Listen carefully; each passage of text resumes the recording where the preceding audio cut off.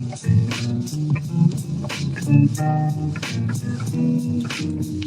are live.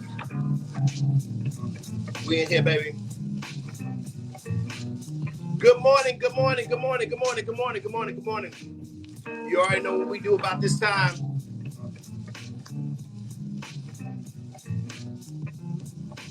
Everybody touch this elephant dynamite. Good morning, good morning. This is the last Friday that we're going to do this of the year 2023. It's in the books, baby. It's in the books. Tim and I have been going strong. Is it 1 or 2 years?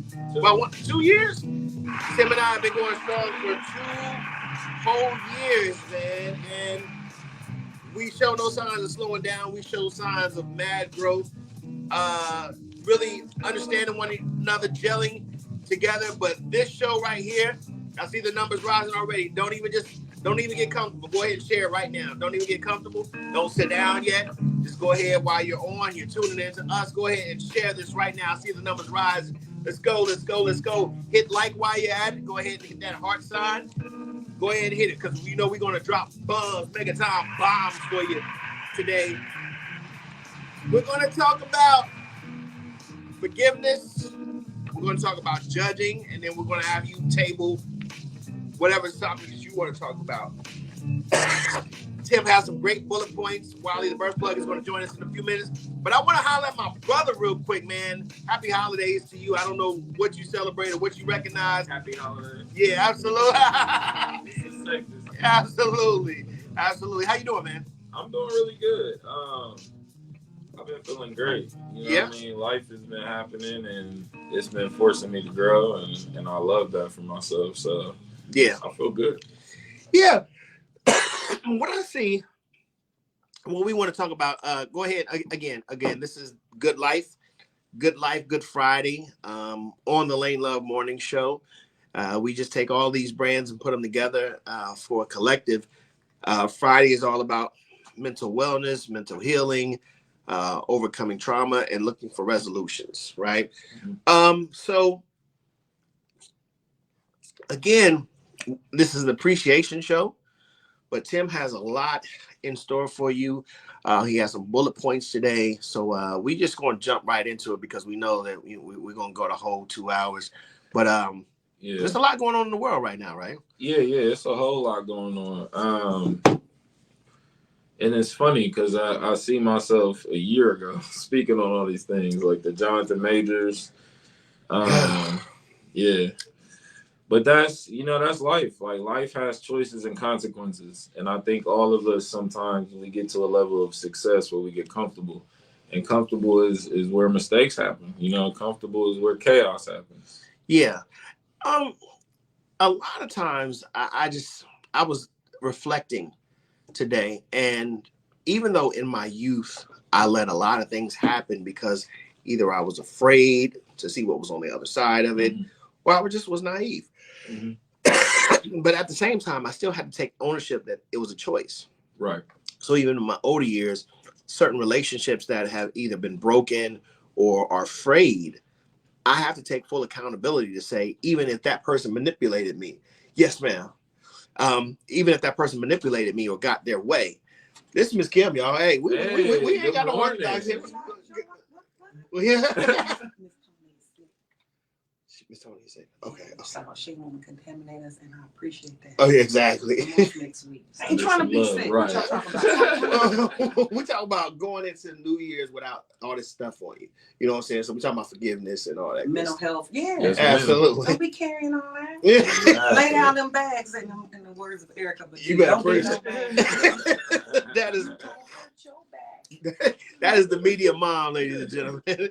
Kim Martin is in the building. But yeah, so I had to take accountability and say, even though I may have been a victim in a lot of situations, mm-hmm. there's still an accountability that I have to say that I allowed this.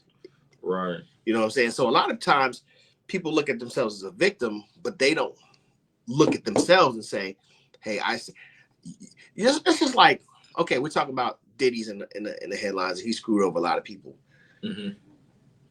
You still have to understand that you are an artist and you were going through financial hardship and you saw an opportunity. I think it kicked me. Oh yeah, let me get you back in. All right. Let me add Wally share. Wally's in the building too. Bird Plug is in the building. Welcome to the show. Hey. Happy Friday. Happy Friday. So even in Diddy's situation where he manipulated a lot of people, you were in a rock and a hard place. You were a rapper, you were in the hood, and you looked at rap as a way out. So being quick to sign, yes, Diddy took advantage of you, but you were quick to sign is because you saw the money.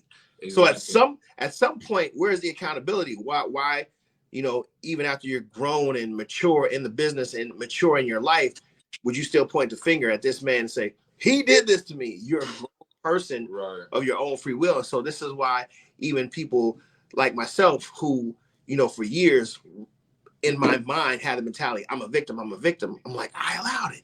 Mm-hmm. So when it comes to forgiveness, there's some accountability there. There's some looking into myself. I'm like, well, if you were manipulated by this woman, well, obviously, when she came into the club with the curves, you had an ulterior motive too. She may have had a motive, but you had an ulterior motive too. Yeah. But you may have been more kind-hearted. You may have been more open to be benevolent or what have you.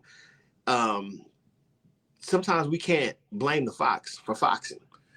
Exactly. but all of that to me is protected in the Bible. It's protected with things like being a preacher. And that's for me on a spiritual level when I knew like it wasn't for me. You know what I mean? Because it was too much temptation. There was people that's just going to look the other way when I'm wrong. There's people that's not going to tell me like, oh, you're being a little aggressive, you're being inappropriate. You know what I mean? We need those things. Those things keep us level and keep us balanced. So there's a lot of professions out here like that, like doctors. Yeah. Doctors get away with a lot of inappropriate things in the name of medicine or whatever. Yeah, for sure. I don't know the excuse. let's go ahead and put it on. It's unethical to me. You know what I mean? A lot of stuff we do. Let's put it on the table then, since we're not even wasting no time with it. We're talking about clergy. We're talking about bishop, and we're talking about a lot of positions in the church who, they have these positions like choir director or, they're serving the pastor or what have you. And there's a lot of stuff going on behind the scenes. But again, I told Tim before we even started the show, I said, I grew up, Wally, with a grandmother who was born in 1929, and there was a lot of doctrines and there was a lot of religious traditions that were set in place that you didn't go against. Right. One of those things that she always said, don't question God.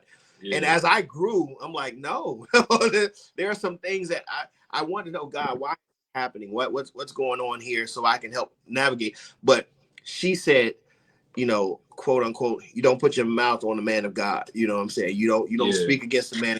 That is so damaging to us. Explain. So, because to have your own understanding about the creator, and I see it as a relationship from a mother or parents to children. If I create these children, I expect them to question every single thing I'm telling them so they can have understanding and repeat the cycle. I'm not trying to withhold information from them or feeling like they're questioning my authority in terms of when it comes to the pastor. The pastor is not the creator. They are in the same level as you. The only difference is they have exalted themselves to take the position, oh, I will lead these people and teach them my way of what I have learned. And to call yourself a god or to say I can't speak against you or to question you shows that you're incompetent of leading people because you're not looking at it from a master who's created the greatest masterpiece ever. And now it's broken or it needs to be fixed. And you don't want to explain to people how to fix it or how to service it because you want to hold it all to yourself. I don't see that as being the way. I see that as controlling how we need to think when it comes to leadership, but not setting us free how we need to think about ourselves individually to move forward. So we take those biblical principles, Wiley, and we say that, biblically, the men of the cloth were chosen. and see, you guys are, I see that. I hear it, Yeah. and I get it, right? So, there's been a lot of manipulation, what I'm saying, when it comes to religion. But nevertheless, we do elevate these people the same way we elevate our president. You ain't just going to dap up Barack Obama. You're going to show him some kind of reverence because you feel like the people chose him to lead this great nation of I'm ours. adapt that nigga. Like, no. Wow! And I agree. I see what both of you are. To your point, what I see is that's the programming. You know what I mean? Because again, I don't judge people based on where I think they are. I judge you by where you tell me you are. How aware of you are you of your situation? You know what I mean? So for me, look at the Bible. The Bible literally has a part in it that says if you don't meet these qualifications, you're not fit to preach or be a pastor. If you're on your second marriage, guess what? You're not eligible. You're not qualified. You cannot get married, get divorced, and get remarried and be considered a preacher, a pastor, or a leader of a congregation. It's literally in the Bible. Or if you're not married at all, you can't. Yeah, if you don't have a union, if you don't have children, if you don't have a village and a foundation, you're not fit to lead. Ooh. So, and I've been reading my Bible all my life, so that's what I'm saying. So the proof is right there. Wow. I'm not saying, well, I'm going against what you believe because what I believe, it's written in what you believe. Have you read? When's the last time you read what you believe? You know what I mean? And this is why we consider Big Mom and them devout. It's not because I always see my grandmother reading the Bible. It's because she talked religion. She went to church. She had these little weird Jesus figurines in the house. Like, she lived this. She was devout. This is what she believed, and she showed me. She didn't have to constantly convince me and leave a trail. Right. I could see it. You know what I mean? So what it taught me was not religion. It taught me how to be loyal to something. Yeah. And this is about. And a lot of people don't have loyalty. They're loyal to everything. Right. So you're not really loyal to anything. So then I always tell people to help easy ground you, just be loyal to yourself. It'll show you the way. You know what I mean? Because a lot of times the disconnection is everyone else has your loyalty. If they tell you to jump, you jump. If you like, I'm gonna have a peaceful day, they call you to fight, you're gonna go fight. You know what I mean? Right. So this is the part of religion now that doesn't resonate within us because it's a bunch of rules that we don't even see them following.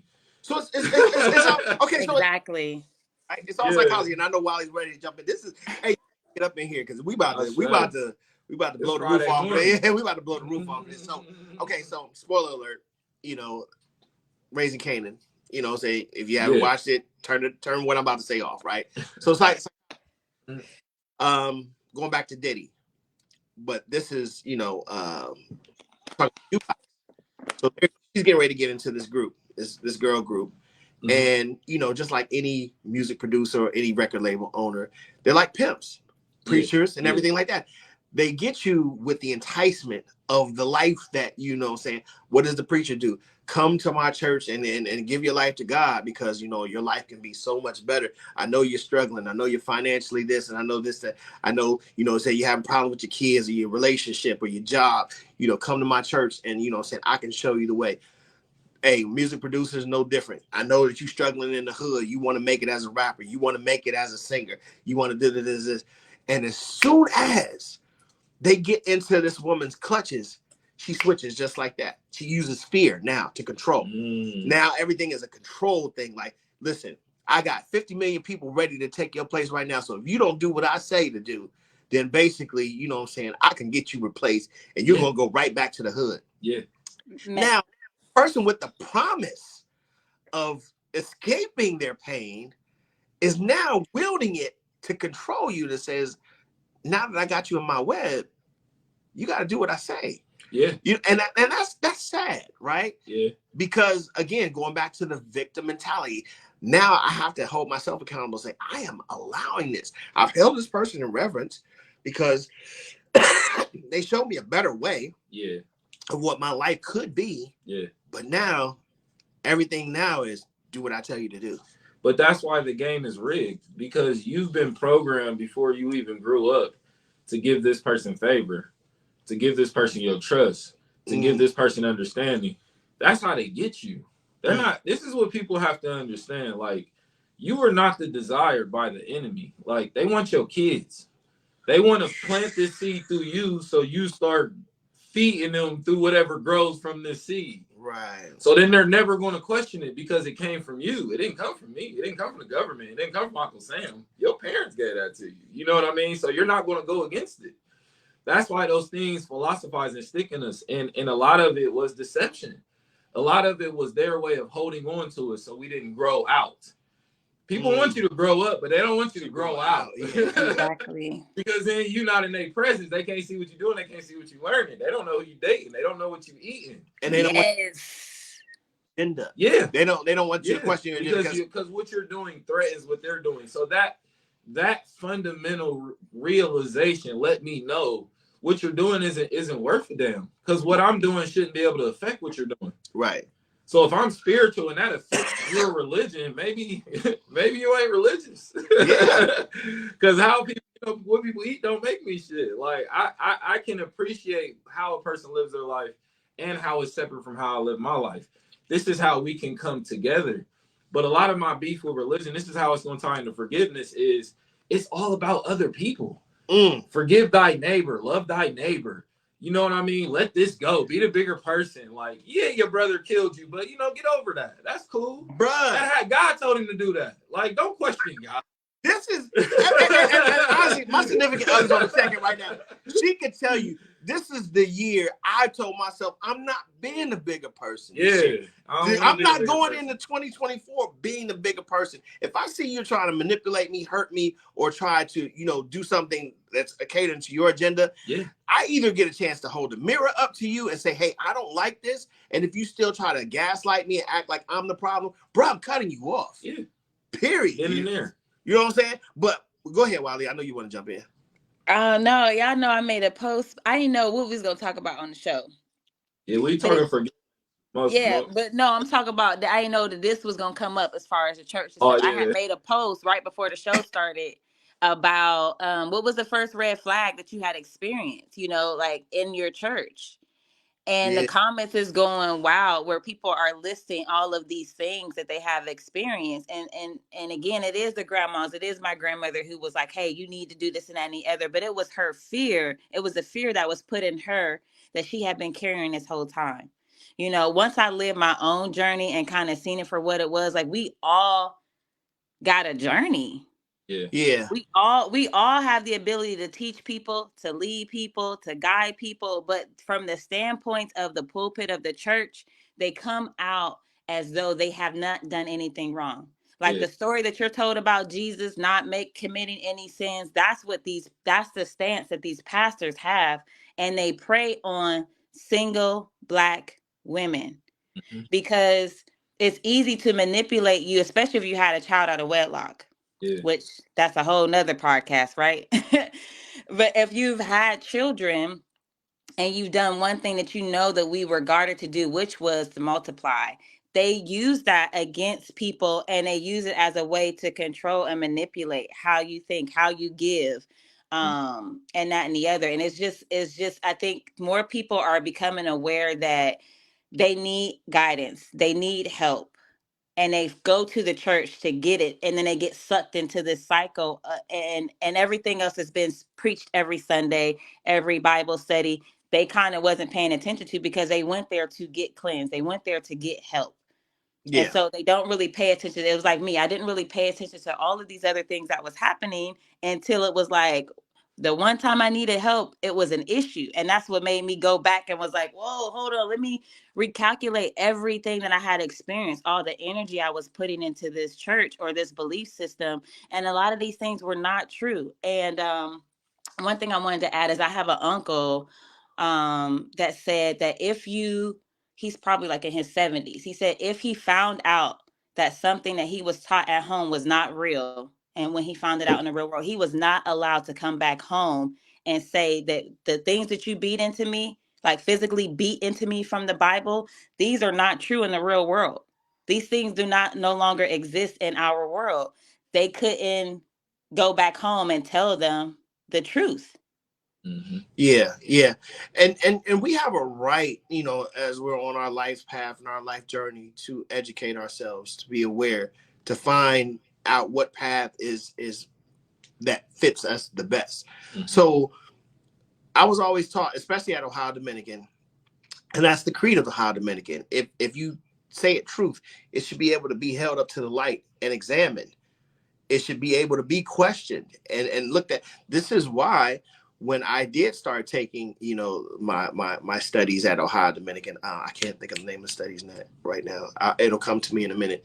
But when I start taking my religious studies, I started questioning things. And then I would bring them to my pastor, like, okay, what's going on here? Because this is contradiction right here. And like, of course, Wiley, you know how that conversation went. It didn't fare well. Like, who are you to question God? Who are you? Exactly. And then he started to preach over the pulpit about me. Oh, you think you're so smart with your college educated self. Now, he didn't say any names, but everybody knew who he was talking about. Exactly. You go into college and you think you know more than God and this, that. And they're supposed to learn, and they're getting in many. I can't hear you.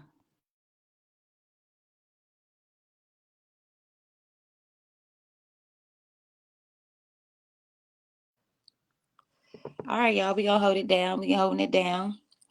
Hopefully, y'all can hear me too, because my guys is not showing here. So yeah, I'm gonna go to the comments until everybody get things figured out, just in case I I'm am back. actually here. I'm back in. Uh, All right, let me put Tim back in. okay. And people are always saying that I put my thing in airplane mode and I still get calls and all that kind of stuff. So StreamYard, Oh, do not disturb. do not disturb is what that is. Yeah, you Okay. got put on do not disturb, and they can't. No calls. All the calls will be averted and text. Okay. Let me. I'll, While what? y'all doing that, I'm gonna read 2 comments. Go ahead. Yeah, go ahead. Okay, Adrian says they make you feel ashamed for what's going on in your life, and that's how they suck you into their programming because only Jesus can fix it. And this is very true. Summer says I was told a mother shouldn't raise her children in a home alone. My church tried to manipulate me into giving my child up for adoption, even offered to give me money to do so. I never went back. Talking about deception. Yes. Wow. And one last one. Yahya says, the Most High will bless you with discernment to decipher what is right and all that is left. Yeah. I mean, you use discernment, and what you have to do is unlearn.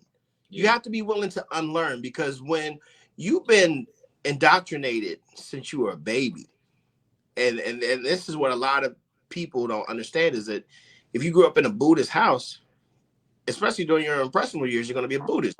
You grew up in a Muslim house, mm-hmm. You're going to be Islam or partial to it. People don't understand. Are you going to push back on it? Yeah, absolutely. People don't understand why they're Republican or Democrat. It's because it's been it's ingrained in them that this is the way to go. So you have to be willing to unlearn first. Yeah. And I wasn't willing to unlearn until I enrolled in college. And a lot of it is tucked into the words, into the definition. You got to pay attention to what they're asking you to do. Like, this is something I always implore people to do. Like, look up the definition. Look up the definition of humble.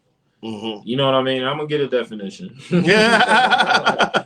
So the first definition of humble is having or showing a modest or low estimate of one's own importance. Mm-hmm.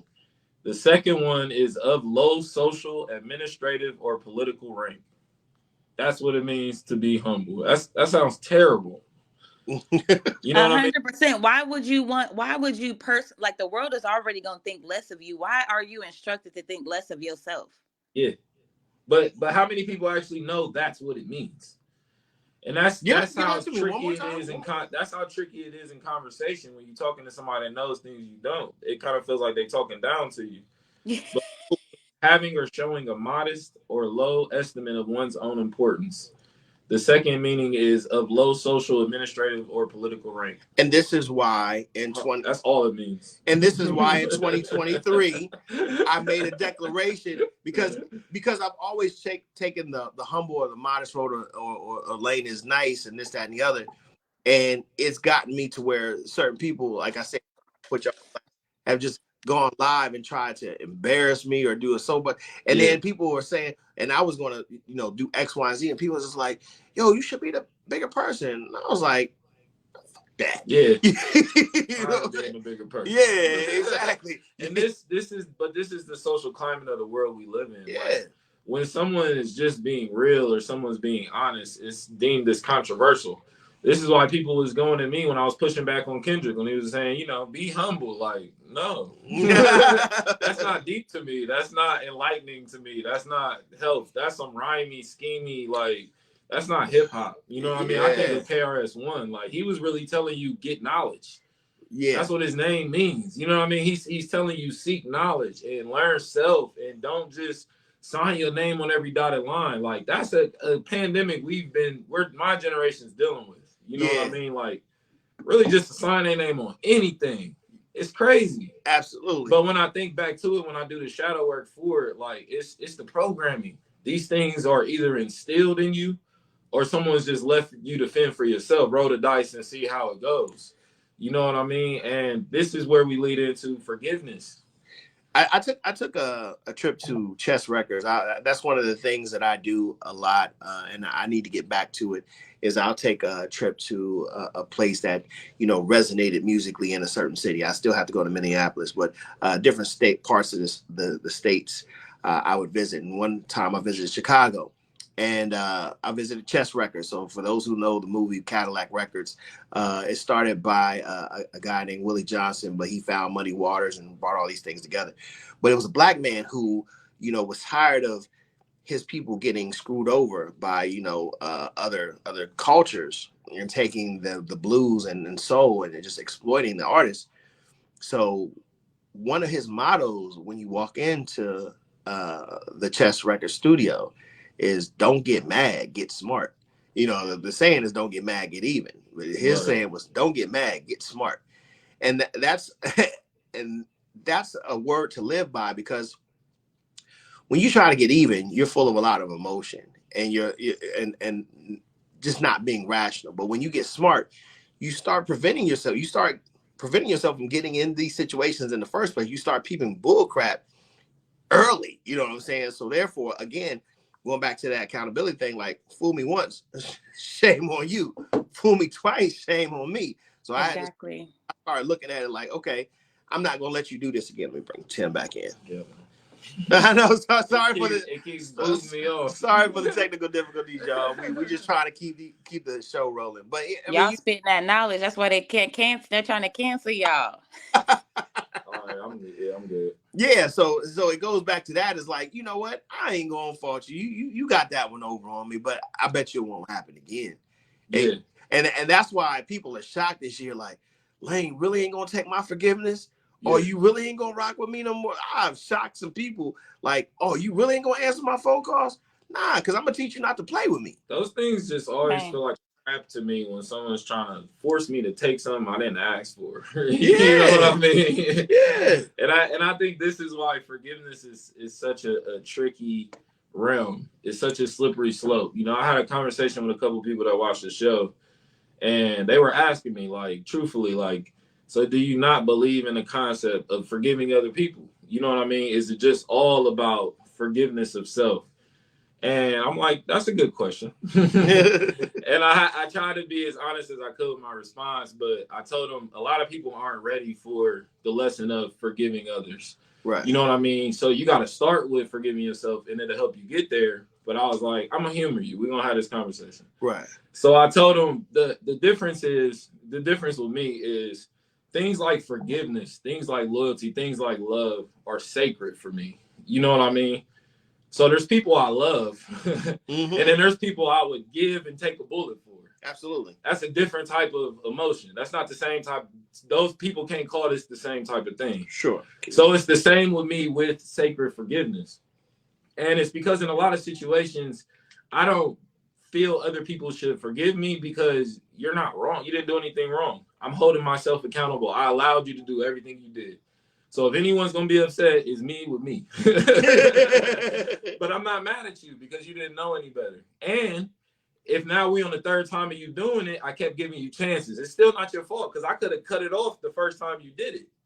But if I allow you to do it again, I'm enabling you to thinking that this is okay. This is what people like to do. You know what I mean? Right. And then there's a sacred type of forgiveness to where we understand how much space we take up in the world. And this is bullet point number 1. We have to realize we alter others' reality when we take from them or we help them experience anger. We're altering their reality. You know what I mean? And as kids, we don't understand that. So we play a lot of childish games that don't translate well communication-wise. You'll just run up somebody on the playground like, yo, you ugly. You don't know what that alter inside of them or what ripple that's about to send through their universe. So on a sacred level, I had to start realizing I got to go back and apologize to some people about that stuff. I didn't realize how reckless I was being with your energy. I didn't realize how hurtful I was being, you know, because your grandma died and we was joking. I still got my grandma. I didn't know what that meant to you. But people use that and be like, man, you should develop thicker skin, or I'm gonna be me. I'm gonna do what I want to do. And people use that as an excuse to where you should have tougher skin. And I'm like, bro, I think that's ego. I don't play like that. Yeah, to me, I think that's it takes a big person to apologize. Yeah. That's not easy. Admitting that you were wrong. But had good intentions, but still got to admit, like, yo, I was wrong. So there's love in that, but that's what, to me, makes it sacred. And what demonizes, what discredits it is when we try to apologize for everything. Yeah. You know what I mean? So many people that in my life, I had to kind of groom that out of them. Like, oh, I'm sorry, my bad. Like, yo, shit. Listen, it irks. We good. Yeah, we good. It like, irks my whole being. Like, nah, we good. You know what I mean? Like, and those are the Will Smiths of the world. Like, to keep the peace in your family, you just took accountability for everything. You blamed yourself for everything. I was wrong. I did it. I broke it, Mom. You don't gotta do that with me. This is what I mean by creating a safe space for somebody. You don't gotta do that with me. You're not wrong. It's okay not to be wrong. This is your next journey, realizing maybe you weren't wrong cutting your friends off. Right. Maybe you weren't wrong quitting that job. Maybe you weren't wrong switching up your diet. You know what I mean? We got to explore that thing of possibilities too, because it's easy to just be like, oh, I'm wrong. I'm stupid. I'm this. I'm that. Like, nah, like let's start learning to get out of that. And there's a flip side to both of those things, right? Because as Kevin Hart said, as a comedian, let's get back to where you know what I am, you know what it is that I do. So when you come to my show, you know what you're getting. Or when you do see, Uncle so-and-so or Aunt so-and-so, you know, they're not going to change. So either you're going to make the choice not to go around Uncle and Aunt so-and-so, or, you know what I'm saying, y'all going to have a conversation like, yo, when you bring this up. But I do know on the flip side, certain people know when they're being mean-spirited and they're just trying to test your boundaries to see how far they can go. So those people, you don't get that pass from me. I'm going to fire. But should they have to apologize? If you know somebody's an asshole, why are they apologizing for being an asshole? That's the thing I'm saying. It took me a minute to get that. Their journey. That's other people's journey. I see it all the time. Someone will, there will be an occurrence. And then there's this high and mighty MF for Captain America. Yo, go apologize to them. Why is that your focus? Yeah. And what is that going to change? Okay, you made them apologize. Now, you know they're going to go do it again behind your back. But they still feel the same way. Exactly. It's control to me. You know what I mean? I don't have to apologize what other people are sorry for. Hey, what if I wasn't sorry? Yeah. You know what I mean? Like, let's have that conversation versus no. This is things people should be sorry for. I know if I did this, I would feel, and that's okay. Right. But I feel like this, and I'm prepared to do it again. You know what I mean? And that creates, to me, living your truth. And the world, that no matter which way you slice it, they ain't gonna like that. I want more people to stand on their truth. Therefore, you wouldn't have so many of these things hidden in these cults and these organizations. Like, bro, if this is what you are, this is what you do. Live that, and then you won't have to worry about people making jokes and all this, that, and the other. Yeah. So, for the choir directors living behind that veil, and for the people who are, the preachers that are living behind that mask, it would be simpler to live your truth. You know what I'm saying? I don't agree with, you know, so much people disrespecting it because, you know, for a long time, that has been, you know, ridiculed by, especially by our community. You know what I'm saying? So like I said, I have people in my family that are that way, you know what I'm saying? Or, you know, part of the LGBT community. So I don't do anything to bash that. But honestly, I say, if you're hiding, it's going to explode. It's going to make it, it's going to multiply it even more unless you just go ahead and come out with it. So that's all I'm saying is like, live your truth. It happened to my man, DJ Mr. C, Big Daddy Kane's DJ, a while back, about 10 years back. And he kept getting busted. He kept getting busted. And I'm like, bruh, you know, at this point, we know this is a part of who you are. This wasn't a one-time thing. This is who you are. Just come out and live your truth. And once he lived his truth, we was cool. Like, all right, it is what it is. But people just need to start living their truth. For sure. Go ahead, Wally. I see you, man. I'm sorry cutting you off. No, you good. I'm over here vibing with y'all outside the studio. I was gonna hit these comments up, but yeah, listen, y'all got it's unfortunate with that other thing because the church is preaching against it, but yet and still they welcome it. So that's the contradiction in itself. If you're a pastor, if you're in the choir or any of that, they know what you're dealing with. They know what's going on, and they will sit there and still preach against it. As though I've been in churches where a pastor made a man go in the back and change into a suit because he showed up in the church in a dress, and he said right in front of everybody, "We not having that. Go get that man a suit. We not having this. This and that and the other." And this is before the LBG, before they got extra letters. Maybe it was just LB at the LBG. Maybe it was just like 3 or 4 letters, and then they started adding on the plus sign. But it was back, you know, early 2000s. But yeah, he made dude go in the back, and of course we all was parading like, "Oh, this is so great," not realizing the damage that he did to that man. You know what I'm saying? Like in front of everybody, we ain't putting your self on the front of the pulpit and airing all your stuff out here. You know what I'm saying? And then you're so holier than now, you don't have nothing to air. Your stuff is like, your stuff is all surface level. Like, oh, I was short. I got an attitude with this person, or you know, I parked in a handicap parking spot. Like it's all like surface shit that's not really vexing no one else. Even though we all do something that's vexing someone else, we all at some point are going to do something that's going to cause someone else, like Tim said, take them to a place where they have anger.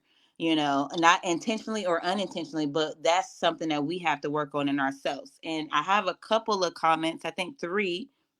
Adora said, standing on business about my name and respect 100%. You choose to do whatever it is was to hurt me, but it's really my fault too, because I trusted you to be something different than what you showed me. There it is. Taking self accountability. That's great. 2 more. Adrian says, exactly. That could have been the last straw for them. You never know how close to the edge some people are. And then Adore also says, it's not my issue that they're that way. It's the fact that they hide it, and that they would be the same ones preaching and teaching that was wrong. Yes, is exactly what I was saying. So it's just unfortunate all around, because I feel like I went into the baby, and I said this in my post, as in the church as a baby. You know, like I had known nothing, and I was going in there. I'm like, whatever they tell me to do, I'm going to do it, because I want a better life. You know, I want better for me and my child. So whatever y'all say to do, if it's give $100 right now, I'm going to get this $100, even though I don't have it. Like whatever, if it's to get up and run, I'm going to run with everybody whenever I feel it. I'm going to do whatever you tell me to do. And I'm doing it more so to the T, because I believe that there is something greater out there, and I have to do everything you tell me to do to get it. Yeah. And then going back to you know, what she said about the last straw, what Adrian said about the last straw, that could have been the last straw. Prime example is, you know, ever since after I left the military and became less active, you know, my weight does this all the time. But, you know, my family is just so used to me being String Bean Lane. That was my name, you know what I'm saying? Because I weighed 175 pounds soaking wet because I was active, military, sports, basketball, X, Y, and Z. So after you have kids and become less active, you have sit-down jobs, corporate jobs, X, Y, and Z, you're gonna do that. But every time I saw my family, boy, you gain weight. You're doing this, that, and the other. And boy, you getting fat, this, that, and the other. And, you know, you take it for a minute, but then I exploded one day. It was the last straw. I was like, every time you see me, is that all you see? Yeah. You don't see your nephew doing this thing on the radio. You don't see me being one of the dopest DJs in the city. You don't see me politicking with all these, you know what I'm saying, rap moguls and doing interviews with this person and that. This is all you see. You can't follow that up with, hey, I'm proud of you, or, you know what I'm saying, I see you doing your thing. Every time you see me, you want to pick me apart, but you do it in the name of, oh, it's love. I'm just joking. You shouldn't be so sensitive. You shouldn't this, that, and the other. I'm like, no, I can take that, but damn, give me some of this too. You know what I'm saying? Right. And that's when like you said, I have my last straws, because dang, every time you see me, you feel like you have to humble me, because you really see that I'm doing my thing. But what you really want to say is, hey, don't forget where you come from. Like, I forgot. Yeah. But you don't have to remind me that I'm fallible. I know that I'm fallible. I know that I have, you know, during the time, I know I have emotional issues. Yeah. I know I have trauma I have to deal with, which is why food is my consolation. But at the end of the day, you don't have to remind me of it. I deal with it myself. You know what I'm saying? But again, going back to her point, when I explode on you, now I'm the problem. Oh, what damn.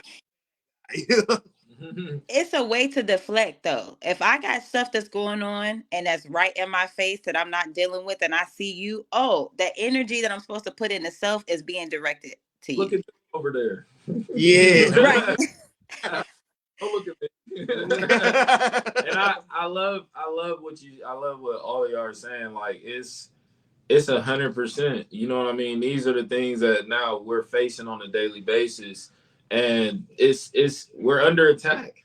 You know what I mean? This is why on this show we always provide perspective, because it was perspective that got me here. It took me out of humble into this is your highest self. You know what I mean? And this is, a lot of people are facing this. You know what I mean? A lot of people are trying to understand where they're going to next, what they're going to do next, what does it mean of where I came from. And that's why that perspective is so important, because my mentor told me, like, you want to focus on how many enemies they're sending to attack you. But what you should focus on is how strong they think you are, because they got to send all of this. They're showing you how powerful you are, because they're trying to humble you. You can only humble me when I'm up here. So you see I'm up here and you feel I should come down here. So again, my forgiveness to myself, my journey is stop worrying about why they're doing what they're doing and start focusing on how this is working for you. Because maybe they are building this wall in your way. Maybe they're building a platform for you to step on. Right. It depends on how you are looking at it. You know what I mean? But to me, this is the next few bullets. This is my beef with forgiveness. You gotta talk to him, Tim. This is my beef with forgiveness. You know what I mean? So coming from self, to harm someone and to expect forgiveness is selfish. When I do you wrong, I don't expect that you forgive me. I've accepted that my choice. You may never forgive me. You may never get over this. You may want bloodshed. I have to respect that, because again, I altered you. I forced something to change in you, because this wasn't you. You didn't see red last week. Now all you see is red. Go over that bullet point one more time. To harm someone and expect forgiveness is selfish. It goes back to what Walisha said. You can't harm somebody and then judge their reaction. Yeah. You can't tell them how to react. You said it too. Yeah. So this is my beef with forgiveness. To me, I feel that's a lot of people's attachment to forgiveness. They're guilty of sin. This is in the Bible why it says, love thy neighbor. You know what I mean? Forgive thy neighbor. I wouldn't need to forgive you if you did nothing wrong. Who do you forgive? You forgive somebody that wronged you. Right. So if someone never wrongs me, why would I ever need to forgive you? Right. So why is forgiveness a priority lesson if we all don't even need to learn that lesson? So tell me this, because here's where I had to get control of my reactions and things of that nature. If I don't necessarily do anything wrong, but if I did something that bothered someone, I would try to alter it, especially if I wanted to be in the hut with them. You know what I'm saying? Sometimes, if it was truly a part of me, I wouldn't. But if it was just something that I could alter, to make myself palatable, it wouldn't necessarily be I did something wrong, but let me make myself more palatable. Right. Now, at the same time, if they did the exact same thing and got offended that I brought that up, Yeah. I'm like, oh, no, no, no, no, no, no, no, Exactly. no, no, no. But they would get mad that I would hold this mirror, going back to the mirror again. Yeah. Like, we can't make these rules up as we go. You know what I'm saying? Exactly. Like, listen, you said this offended you or this bothered you. I altered it. You know what I'm saying? But then the gaslight is, well, that's you. That's not me. Like, no, no, no, no. Look how long it took you to change. Yeah. Right. I believe in the law of reciprocity. So if this bothers you, I'm gonna make it, unless it's just something I can't change or something that affects my livelihood or something like that. But don't go back around if I do it. I mean, if you do it and I have a problem with you now, no, I'm just who I am. No. You don't get it both ways. That was down there. Every person I met in my 20s was like that. That's was crazy. Why a lot of relationships didn't work, because they would come into it like, okay, I don't like my boyfriend having female friends. I don't like him going to the club. I don't like him being on the game. And she does all of those things. You got male best friends. You live in the club and you play Sims all day. Like, right. You know, I don't have a tone. This is why people are both caught up in the mystique of me, but stay away from me, because I don't have a preference. My preference is, especially when I'm dealing with somebody else, is whatever tone you set, because then I can hold you accountable. Yeah. If I put you into my reality, I can't expect you to be good at what I do. But if you're telling me I've been doing this for 20 years, all right, let's see. You know what I mean? Am I an aggressor? Am I being toxic? Or is that fair? Right. You feel what I'm saying? But again, to the other side, to the person of a perspective that's trying to gain something, you're being unfair because there was nothing to gain. So if I always stay secure in who I am, if I'm never looking for nothing, if I'm never expecting nothing, if I never feel like anyone did me wrong, I don't have to do all this extra work. That's the magic.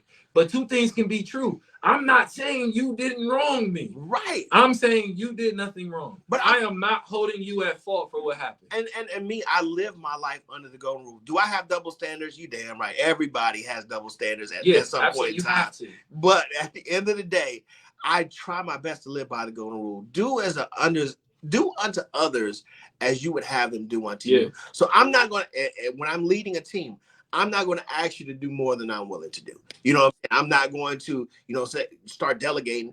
I'm going to be on the front line, you know what I'm saying? And say, let's do this together as a team. So that way, because, people that you're leading are always trying to undermine you. Like, you know what I'm saying? Like, you going to tell us what to do, but you can't uphold the same thing. So, if you're going to dish it out, please be able to take it. And you just leadership in the world right now. The leadership is do as I say, not as I do. You've already lost them.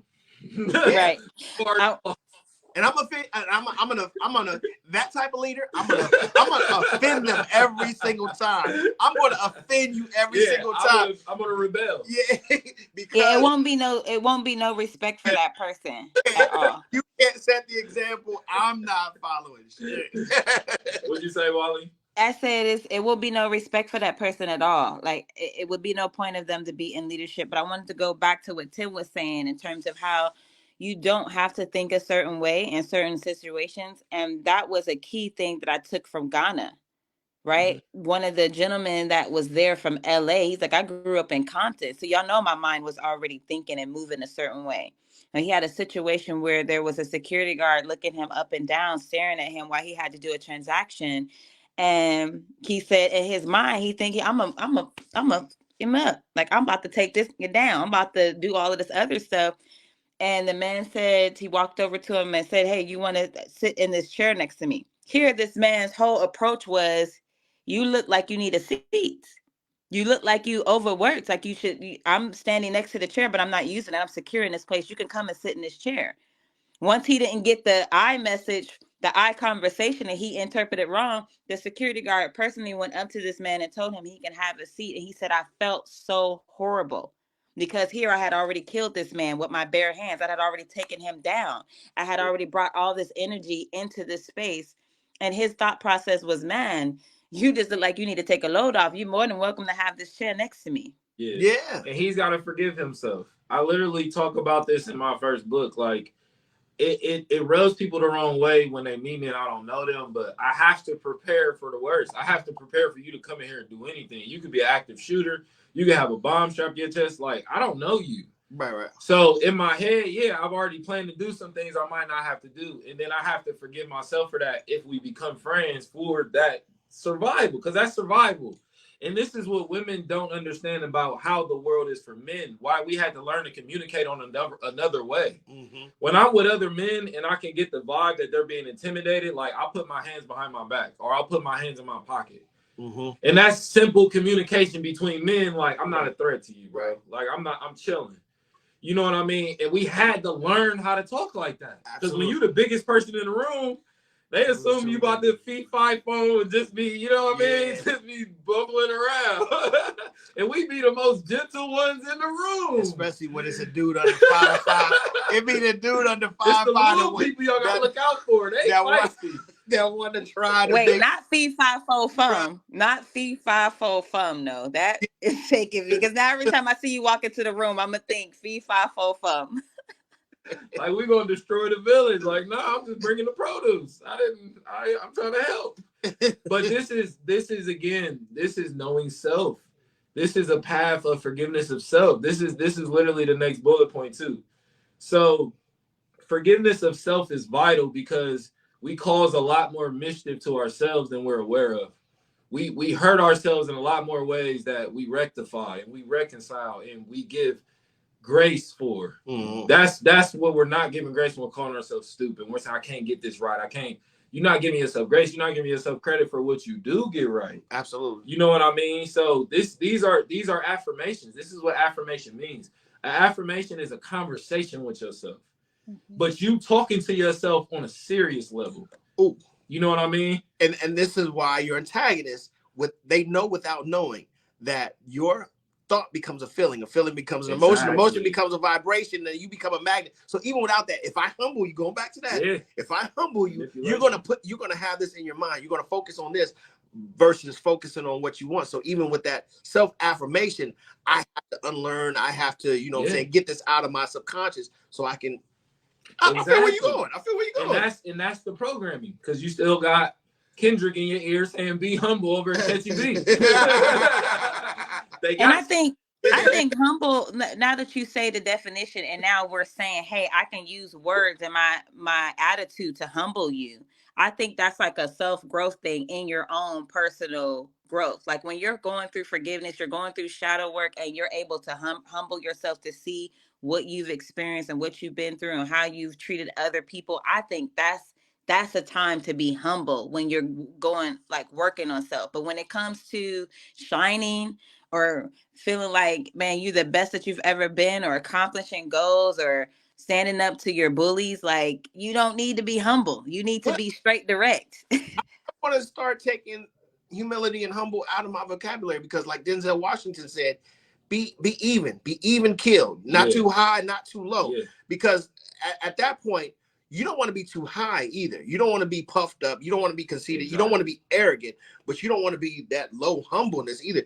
Denzel said, just be right here. Yeah. You know what I'm saying? Be balanced, because then you get when you have a level amount of water, you just feel whatever's off kilter. That's why I say I agree with Walisha, and that's why I denounce the whole be humble thing. You know what I mean? There are situations where you'll need to humble yourself, but that's in that situation. Your natural state isn't humble. You humble yourself when you get too much ego. They gave me a raise. I got the car now. You feel me? I'm better than y'all. Than you in the rearview mirror, like, yo, calm down. Calm down. You didn't even shower this morning. Relax. Listen, y'all. I'm gonna say this: 100,000 ain't that much money for real. When you get that 6-figure job, trust me, your lifestyle and everything is going to raise as well. So them bills is going to increase. Your lifestyle is going to increase. You're going to take more vacation. So when y'all get them 6-figure jobs, stop acting like y'all better than everybody. This is when you know you got a great quality show, because you got great people watching the show. What Sunshine just said is summing up exactly how I feel. You know what I mean? She said it's a shame that someone else feels they can humble you, but who chose them to delegate if I'm humble or not? Ooh. That wraps it up.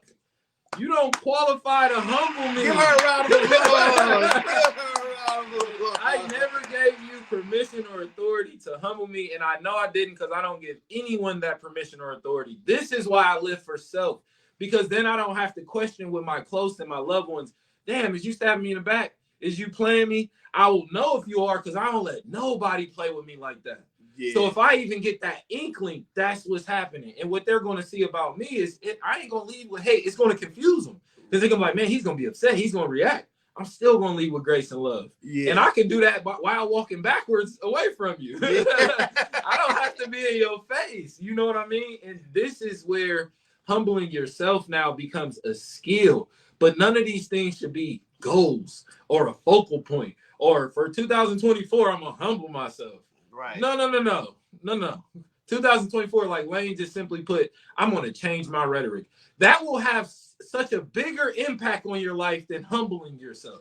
Man. That will have such a bigger, you in that moment saying, look, these 5 words I use, I don't really know what they mean. I'm going to stop using them.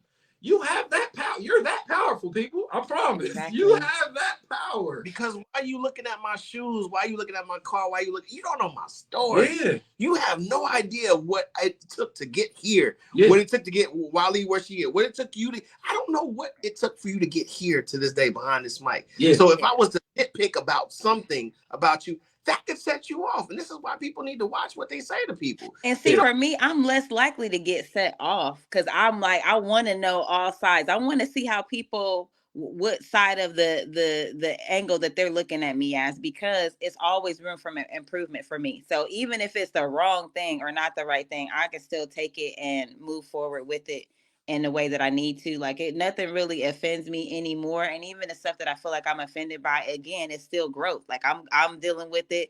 Like, why are you even offended? Who is this person? They don't even who, like you said, qualified. They're not qualified to even be in your space, let alone to be telling you anything about yourself. But the more work that I do within myself, the less that people are bringing things to me that do irk me. So I think the things that was irking me before was things in my spirit was already, like we told you a while ago, to change this up. Like, you the one ain't listening. Yep. Real quick before we go further, we're at the top of the hour, or we just 5 minutes past the top of the hour. Just want to let you know that we are still collecting data because all these people that are commenting and interacting, you could be a winner for $25 gift card to CJ's. Now, I won't be there tonight, but you can utilize it anytime during next week. But going forward, you must utilize it on Friday night at the Carousel Experience. So keep on commenting, keep on sharing, keep on interacting. And we're only at 9 likes right now, so please go ahead and hit that like button, hit the heart button or whatever. Let us know that you want to check in right now. But everybody's comment right now, you could win $25 CJ gift card. So keep commenting, interacting. Go ahead. And the food is amazing. The food is the food and the atmosphere. Mm-hmm. So yeah, that's a beautiful time too to get into our appreciation. You know what I mean? Like, this wouldn't be possible without the listeners. This wouldn't be possible, without them actually having an experience. Sometimes I just give people grace and love because I know this lesson I learned, you had to bump your head for me to get it. Yeah. And that's why I became a healer, because it's not fair for me to just keep taking in all this knowledge and get up on stage and say, did it by myself. Look at y'all broke people. You know what I mean? That's not what life is about. Life is identifying that I needed those people to get where I am. And this is why I use affirmations. This is why I talk with myself, because it teaches me how to talk to others.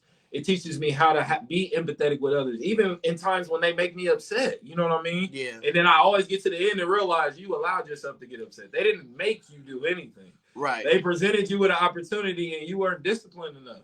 Right. So this led me into getting into my manifestations. This was my mentor. I always bring bro up on the show, but this was Bruce Lee. He was the one that really honed into me, like, pay attention how you talk to yourself, because your subconscious doesn't understand a joke. So you and keep keying about your weight, but it doesn't take that as a joke. It's listening to all that and taking that as seriousness. I got something to say after this. It's hearing all that. It's listening to all that. I can't get it right. It's listening to all that. So with affirmations now, I reverse engineer. This is why I always say 2 things can be true. What's happening is happening, but I could also do something else. So you feel me? So I choose to manifest through affirmations. I talk to myself in the mirror. And these are some of them I'm going to give to people. These is based on forgiveness. So I tell myself, everybody give Tim a round of applause for that. I mean, he dropped it. Everybody give Tim a round of applause in the comments for that. That's great. Keep dropping it, my life brother. is about discipline. It's not about what other people can do. It's why are they able to do that? Yeah. You ask yourself those kind of questions. You know what I mean? So I tell myself, I forgive myself for feeling weak. I forgive myself for not putting me first. I forgive myself for drinking that poison over the years. I forgive myself for allowing the abuse, self-inflicted and external. You know what I mean? I forgive myself for having to scare myself straight to my best self. That's something I should want to choose. Wow. I forgive myself for scaring myself into action, telling myself what I could lose, so I got to perform. I got to do this. You got to hit the shot. You got to come through. You know what I mean? That's toxic. Those aren't healthy things, but we've used them for so much to get where we are. We're trying not to condemn them. We don't want to make them seem that bad. But living your truth is realizing I had to get my hands dirty to do that. Yeah. And now dedicating your life, that real forgiveness, that real apology is dedicating your life to keeping your hands clean. It's not looking for forgiveness. It's not asking for forgiveness. It's not finding God. God should always be with you. You're God. You did? So it's not, that's a reaction. And forgiveness has become reactive to people. We should always find ourselves being in the proactive or we're behind. You know what I mean? So I'm gonna wrap that part of saying I use that as a reminder to stay productive and stay purposeful. I cannot deny it's a survival tactic. And it's something I'm even healing from consistently, having to scare myself into action, having to even look in the mirror like, yo, you bad, you can do this. That we got to say that to ourselves enough. We already know that. We don't got to, you don't explain what's understood. You feel me? Can self-work, and this is going into the new year. Yeah. Can self-work and shadow work coexist inside of a working relationship? Now, to define a working relationship, it can be with your parents, your children, your spouse, or whatever, because we're all imperfect people. So we have personality clashes. We have things. And we're in a world right now, we have a personality clash. I just got to cut you off. But not realizing that there's work involved in all relationships. But can two coexist? Because a lot of people feel like it can't exist together. The self-work, the shadow work exists in a not so perfect relationship. It's difficult. It's one of the hardest things about a relationship is the people y'all are evolving into being with each other too. That's scary. That's hard. It can work. It can only work under emotional intelligence. And a lot of people have, again, this is we separated smart from intelligent. Smart is having the information. Intelligent is you can apply this information to your life.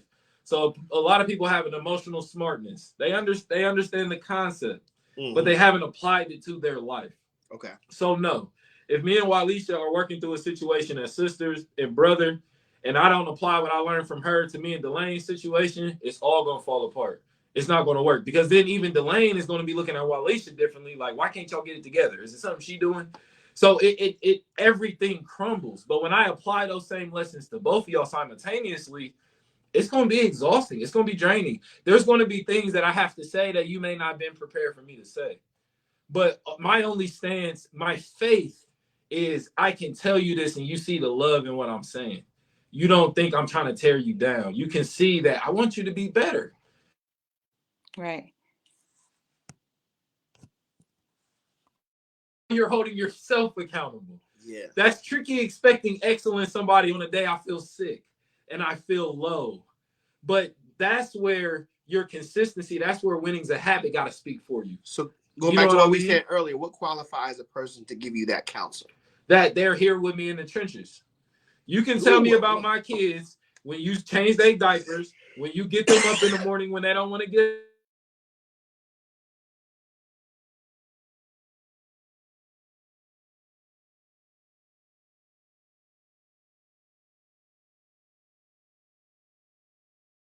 Absolutely.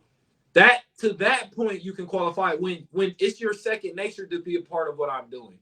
But if your only role in what I'm doing is to doubt what I'm doing, that is your role. You don't get to question things. You don't get the spoils. You don't get to benefit from what I'm doing. Your role was hater. And haters gotta stay. They hating from outside the club. You can't get in.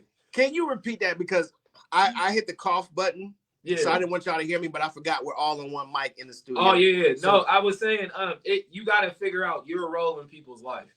A lot of people want the role of the credit at the end of the film, but they didn't help you with the movie. They didn't help you with the actors. They didn't pick costumes. They didn't pick music. They was late to the premiere. Yeah. That's your role. This is where I say we got to forgive ourselves for allowing people to slip through them cracks. We all have a solid defense and say nobody can get by it, and now it's this person standing next to us, and we're just like, this is why I made that. How you get there? I made it a priority this year to talk about being in the hut with people. Yeah. Those who are in the hut with me, we have to have some sort of one accordness. We have to be in the trenches together. Yeah. And that, again, that's what at least opened my ears, because I can't be in a toxic environment for too long, or I have to. You know what I'm saying? I have to depart. I can't, we can't, like the Bible says, how can two walk together except they agree on something? Exactly. Right? And that tells on people every day for me. When you come around and you trying to check my temperature and you asking questions and trying to figure out what's going on, that's because you ain't been around. There's no other way to cut it, because if you were around, you would have the answers to everything you're asking me. So the fact you're asking me, you're showing your hand that you ain't been around. And what I've learned from my childhood is someone can still be in the same room as you and not be present. Mm-hmm. And they ain't there. Yeah. You see their body, you hear them chewing, but they not there. They saying in the comments, you preaching today. You brother. Feel me? Yeah, you on point today. And this is what I forgive myself for. I forgive myself for making an excuse for those people. Mm-hmm. I forgive myself for telling my kids, I don't want you to be like that, but these are the people I have around them. I forgive myself that it took me so long to learn better for myself and want better for myself. That's exactly forgiveness I get. I wake up in the morning and forgive myself. I forgive myself for worrying last night. I forgive myself for staying up late, not knowing how I was going to put this together, and now I got the completed project in front of me. I forgive myself for underestimating me. Like, who do I think I am? You feel me? But go back to the manipulation. Even though it's a fictional scenario, I see it played out over and over again. So again, going back to Raising Canaan, she continues to manipulate him and think that that's going to draw him closer to her. It's like, if you're in the hut with somebody, stop lying to him. Because when you the trust, I can't take anything that you say seriously. If you're keeping things from me, if you're manipulating me just so that I don't see your dirt, or you want to keep the picture frame this way. You don't want to see me or my dark side, or you want me to reveal my dark side to me. But you don't realize I can still see you. Whatever you're hiding, I can still you because why? Going back to what you said, we're in the hut. So it makes it hard to forgive you because you feel like I'm not worthy of your truth. Yeah. How are we in the hut together, but you don't feel like I'm worthy for you to open up to me? So this is what frustrates me about this character. Is like, you want your son to love you, but you keep manipulating him. Yeah.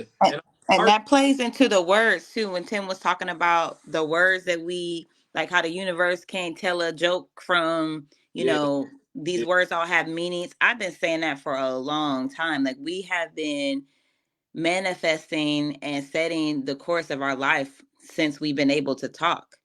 And not only from the people that's, you know, in tune with us, but just from ourselves, of just saying silly things that just don't serve us anymore. We're using these words, they're shaping our life, and when we find ourselves in a situation, it's like, oh, how did I get here? Or I can't believe, oh, woe is me. No, you've been speaking this into existence, and now it's showing up. And I going back to what Lane said about can the two coexist? I think it actually has to. I'm going through that now with my mother, where I've been on this journey, and I felt like I was going crazy explaining to her these things that I've been doing and living and thinking this way no longer serves me. It's none of it's true. It's not real.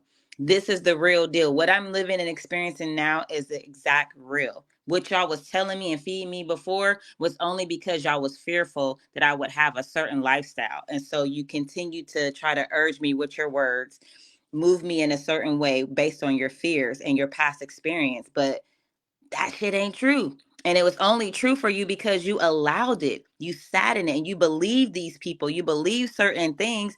None of that was true. And then you passed it down to us, and now I got the same fears, and here I am putting it in my children. No, it got to stop somewhere. And when I stopped and allowed my mother to, I shared with her where I was in my shadow work and where I was in my journey and how I was not going to allow myself to think a certain way about life any longer. slowly but surely she's come up. I love that you trust your spirit. I love that you listen to your spirit and that that you move a certain way. So now it's the respect and how I move. Before it was like, do you still believe in God? I mean, I know you don't go to church, but you still believe in God. Like, yeah, I believe in a higher power, higher creator. But that's what we've been hearing a lot these days. Once you stand on business and you continue to stand on business, that respect gonna come because you're unwavering at this point. Like, I'm standing on this. This is what I believe. This is what I don't like, and that is respect eventually does come around, or they just can't be in your sector. So I'm taking 24, like you said, Wally. Is this just an uncomfortable patch, or does this situation no longer serve me? Mm-hmm. So if this is just an uncomfortable patch, I can coexist.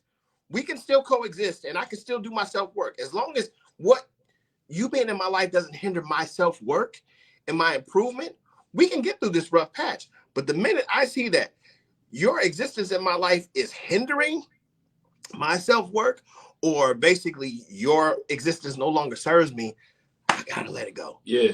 Simple as that. And this is a shortcut for people. The things that are supposed to resonate with you, the things that are meant for you, want you to question them. So if something is telling you it doesn't want to be questioned, what you been eating today? What you been eating today? Stay away. You know what I mean? This is the same thing I do with a big decision in my life. When it's yes, I move forward with yes. If I don't know, then it's no right now. And it could become a yes, potentially. But right now it has to be no, because then that gives me time to think on it, move on, go take a nap, go do something else. So we got to learn to be quick in these situations because life is fast. And there's a lot of tricksters out there that talk fast. They car salesmen. They're going to sell you the car without the engine in. They talk real fast. You know what I mean? Yeah. You ever shot dice with somebody, they just talking. I'm like, oh, let's slow down. Let's write down what we say. Let's think about it. Because, again, what's for you is not going to rush you into a decision. What's for you is not going to manipulate you into making a decision. Yeah. And it's not going to give you an ultimatum. It's going to give you a choice. Mm-hmm, mm-hmm. You feel me? And that choice is what we have to live with. This is the last bulletin for forgiveness. This is the wrap up. You know what I mean? And I tell people, because this was a part of the question that they asked me too. So how do you feel when it comes to forgiveness as far as being vocalized? So I said, to me, I can forgive you without saying anything. You know what I mean? To me, the best forgiveness anyway, the best apology is change behavior. So we don't have to say anything when it comes to forgiveness. And I said, I think forgiveness of self is top priority. That's what I want people to take away from forgiveness. Forgiveness of self is top priority. And I'm going to give an example. I may need to forgive my brother or sister for what mistakes they have made to move forward with helping our grandma. I may have to actually verbally say, I forgive you, so we can move forward. Because some people can get caught up in that. Like, man, are they over it? Is they going to pay me back? Yeah, right. You know what I mean? And I'm going to pay you back later when you sleep type of person. So they walk on eggshells around me. Right.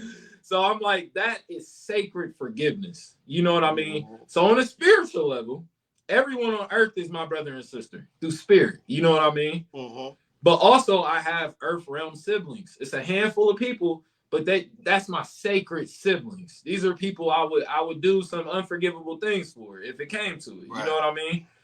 They get that sacred forgiveness. I would both apologize to them and I would let them know on a spiritual level, I forgive them. I've let it go. I'm not going to bring it up. I'm not going to beat it across the head with it. I'm not going to make jokes at your expense. You want to know on a spiritual level, I forgive you. You made a mistake. Don't do it again. Right. But my immediate family is sacred to me. This is a lot of issues I have with the world when they're trying to dictate how much love they receive from me. It depends on how you treat me, family. It depends on how often I see you. It depends on what good you put in the world or are you taking out of the world. All of those things are predicated on how I'm going to move with you. Because I represent Mother Earth. I speak for her. I'm loyal to life. Yeah. So if you speak in death, if you speak in poison, you speak in sickness, I can't resonate with you, but I'm still going to show you on a spiritual level. I can still love you. And that love is respect. I'm not stepping on you. I'm not harming you. I'm not taking food out of your kid's mouth. I'm not trying to get you fired at your job. I'm going to just walk away. I'm not trying to destroy your mental well-being. Yeah. Take you out of your spiritual, your mental well-being. But for my kids, if I feel sad and they feel sad, I will be goofy to make them feel better. I will cheer myself up to make them feel better. That is sacred love. I won't do that for everybody. I don't have the capacity to do that for everybody. I'm gonna tell you I'm gonna eat whatever Tim has been eating today because this dude has been on fire. I got mine too, but listen, this dude has been on fire since the word go, man. But just so, what is? Please tell them what the other side of this looks like. What does unforgiveness look like, and what is the detriment of unforgiveness? Ooh, unforgiveness is my favorite thing in the world. It's indifference, because again, this is your journey. You could have done something wrong, but I don't have to look at you as you're wrong. I can look at the situation as being wrong. So then I learn from it. But it's indifference. It's when that person comes back and oh, you probably feel pretty shitty about what I did. Like, no, I don't feel anything. I understand why you did that. Oh, it's because you don't even gotta explain it. I get it. We're hurting. Hurt people hurt people. I get it. You know what I mean? I always leave them with something. I tell them, your story now in this situation isn't with me. Make sure if you really want to forgive for this, if you want to heal, don't do this to nobody else. Yeah. I didn't like what you did. But you're not angry. I don't get it. You're not yelling because I'm not upset. Yeah. But I still don't like what you did. Yeah. That's my truth. And I'm able to live in my truth. I don't let anyone take that from me. If you hurt my feelings, you hurt my feelings. But you don't have to feel that. I don't have to follow you around. Hey, this is the moment that hurt my feelings. I don't do that. Right. I can move on with my life. But you ain't gonna lay your head down tonight like, I didn't do nothing wrong. I didn't hurt them. Because I told you, like, you hurt my feelings. And I thank you for that. I thank you for that, because forgiveness is not to say it's okay. Forgiveness for me is I don't have to live in the pain anymore. Yeah, I don't gotta retaliate. Right. I don't have it on the brain. I don't have to live in the pain, because basically that unforgiveness that I would hold on to is the anger, the resentment, the pain, the depression, and all that stuff like that. But I didn't realize forgiveness was I can let go. I can let it go. And I gotta be why I'm hurt. Why would a person be hurt in that situation? Yeah. You're hurt because you cared too much. Right. Let me tell you that they wasn't. You had expectations for them. You didn't tell them that, so they don't know why you're mad. They don't know what they did wrong. You cared too much, dog. And in relationships, that happens a lot. Like I dealt with where, almost I used to be forced to accept an apology. Yeah. Like, you ain't accept my apology, I apologize. And I'm like, take it.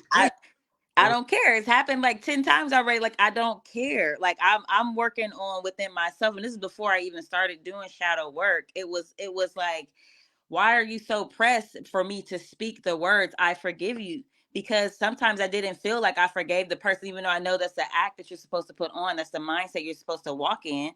But it's so, the wound is so new that I'm not hurt. I'm not angry with you, but I'm bothered by it. And it's a process sometimes to walk through that. Yeah. We're analyzing. Let me, like, if you do me wrong, give me some time. Get up. I don't want you to butter me up. I don't want chocolates. Back up. Listen, I'm gonna tell you one thing. Back up for a second. Listen, my significant other is on the check-in right now, and I promise I got so mad at her one day that I was telling her about all these people and this, that, and the other, and this, that, and the other, and I was like, "Why are you so cold?" She said, "I ain't cold. You just care too much, Delayne. You care too much about what these people think, say." She said, "I just choose not to care. I keep going on," and I was like, I'm mad, but it's true. I'm mad that you said that, but what you said is true. My mom said that to me when I was a kid. Like, you care so deeply about everything. So this is when I started to learn two things can be true. I do care too much, but also y'all don't care enough. So what did you learn? My mother said to me, you're probably the only person that realizes that there are no Black midwives operating in Columbus, Ohio. And I don't want you to lose that, but also understand that you got to get everybody up to speed. Like, people don't have the sense of urgency to move a certain way that I do, because I realize the tragedy of not having no Black midwives available. You know what I'm saying? I know I completely flipped the script, but when she said that to me, it was disheartening. It was like, damn, why am I the only one that care? Like, why don't nobody else care about this situation just like I do? And then understanding how to allow it to apply in my life, where I wasn't overly concerned about something that I couldn't physically change right now. Like, I didn't want it to consume me, that I'm supposed to be part of the solution. I'm supposed to be part of fixing this problem, but I'm torn on how to fix it because I don't have enough people in my corner that care enough to make a difference. Walli, you have hit it on the nail. I have become freer recognizing things I can't control and releasing them at that moment. I don't know why it took me this long to master. I haven't even mastered it, but to practice that and to really, when I'm anxious or I'm upset about something, I look at the control factors. I'm like, can I control it? And if I can't control it, I become a much better person by letting it go and releasing it. Yeah. And that's when you realize that's the power. You have the power. And what Walli was saying is another aspect of that forgiveness. We got to forgive ourselves for not seeing that power. This is what I tell to all my healers in training and my people that are getting into psychology. For every one of you, you're going to be trying to help 15 people at a time. There's not going to be 15 of you helping 15 people. For every one of you, you're going to have to help a crowd of people. So the first lesson they're going to get from you is how you walk, how you talk, your presence in the room, how loud you are, how messy you are, how together you are. They're going to see you through adversity. So to be our highest self, we have to be tested. It keeps us on point. It keeps us in line. But if we're only doing that through other people, we're only getting that so often. That's why I always test myself. That's why I always question myself. That's why I hold myself to standards. This is duality. I say these things all the time when I say they're not good. I'm saying for other people. For you, they're everything. Right. The problem is we're giving all our gifts away. You know what I mean? Like, and then saying Santa Claus ain't real. Oh no, you Santa, fam. You Santa. You go back home with nothing at the end of the day. You gave everything away. Like, so, but this is how those legends live on. We pick up that moniker. So this is the beauty of choice. This is the magic. You can choose to be whatever you want. Yeah. You could be a couch potato. You could be Elon Musk. You could be Martin Luther King. You can be an astronaut. You can be an ant. You can do whatever you want to do, but ask yourself, why am I doing this? Does this benefit the world? And then forgive yourself, because when you're learning how to do it, you're going to make a mess. If you've ever cooked or baked for the first time, there's going to be eggshells and flour and this over there and that over there. And so a person that doesn't know this is your first time, they're going to walk in like, yo, what are you doing? But when they get the context that I'm new, they're going to be like, oh, okay, yeah, that was me too. I was just like that. Yeah. That's why I give people that context. I don't like people showing down all of the edited version and the lights and the glam. I like them seeing like it look like we're in the basement. Yeah. Because we prepared to give y'all this real in the basement. I don't want you to think we got to be in the studio to give y'all the real. We get all the real on the corner, at the bus stop, at the barbershop. And this is what our community's missing. So that's another thing. When I wake up, I forgive myself. I forgive myself for all the times I tore my people down. I instigated black on black violence. I talk shit about this black woman. I wasn't there to help. I wasn't there to talk. Like, I forgive myself for that because that weighs on people. Yeah. Right. He's on us. You know, like I said, we do a lot more mischief than we give ourselves credit for. But that's duality. That's two things can be true. We also have a lot of greatness we're not giving ourselves credit for. Mm-hmm. You know what I mean? So that balance is the abundance. It's not being happy. It's not being rich. It's not having all the friends. It's not being the one in VIP with the bottles. It depends on what you want to do. For the bartender, it's making sure everybody gets home safe. For the club owner, it's making sure I can pay everybody. For the bouncer, it's making sure ain't nothing going down inside the club. It depends on what you're doing, your role. So before we assign roles, KYP, we got to know our personnel. We got to know who. No. You know what I mean? You know what's funny is like I acknowledge this person as the gardener that brought me here, right? Yeah. So one day he said he blows my wig back because you know I grew up in the church all my life and I'm an adult person when he drops this on me. He said, "Man, we talk about forgiveness all the time." He said, "You know, I'm not a forgiving person." He said, "But he said we hold this forgiveness thing up so high in the church and stuff like that, and it's what you believe." He said, "But if forgiveness just weighs so heavy, why can't God forgive the devil?" Yeah. Man, that's one of the biggest bombs in Christianity because he hates that man. Hates that man. Or when I was younger, I was thinking, why couldn't he just start over? Like, if you felt like, oh, there was someone that was rotten in the bunch that escaped and ruined your whole plan, you're the Almighty. Couldn't you stop and blew my wig Yeah. back because I mean, if you know the story, the devil got kicked out of heaven because of ego, right? Yeah. So I mean, he challenging God. Yeah, broke it down to his simplest terms. He was like, if it weighs so heavy, why can't God forget the devil? And I was like, man, yeah, I was stuck. But that's the epitome of do as I say and not as I do. You're ruling with an iron fist. You know what I mean? And to me, again, that doesn't make a good leader. Someone who's trying to be. Those people are designated. They already live their life through these means. Yeah. So in a perfect world, that's who we should be bigging up. Okay. But again, this is why I can't even use phrases like that. This is why I don't say things like, well, people should lie less. Stop talking to liars. Why are they allowed in the village? That's what it really is. You know what I mean? Oh, I hate complainers. Get away from them. But before you get away from them, recognize the times you complain.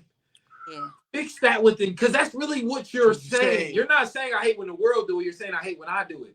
But you don't have the type of relationship with yourself where you can talk to yourself like that. Right. When I'm subpar, I talk to myself crazy. Yeah. But crazy. That's therapy. That's therapy. Together. It's black men in the gutter right now. It's black men that went to the army, came back without their legs right now. It's black men with half a brain. You got all of these gifts and you just gonna waste them. You just gonna be lazy. You gonna allow them to be right about you. You fought this hard to go against the grain. Now you just gonna go with the grease. Gonna go upstream. Nah, yeah. You gotta be that radical with yourself, because I've seen people do it with others like that over somebody. And that's the thing. That's person. Right. I bet you don't talk to yourself like that. That's what I'm saying. We're willing to go toe to toe with another person. That's that projection.